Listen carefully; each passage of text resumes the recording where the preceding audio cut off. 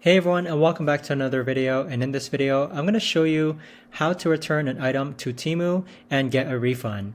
Now this video is going to be particularly useful for individuals who want to go ahead and return an item that they bought from Temu. How do you actually go ahead and do that?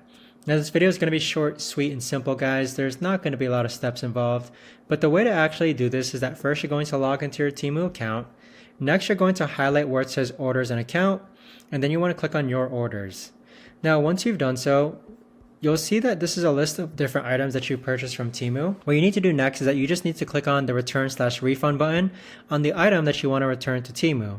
So notice how once I click on return/refund, it's going to ask if have you received your package. Just click on yes.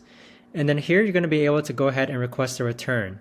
So with that being said, that right there is the best and easiest way that I know of to actually go ahead and return an item to Temu and get a refund.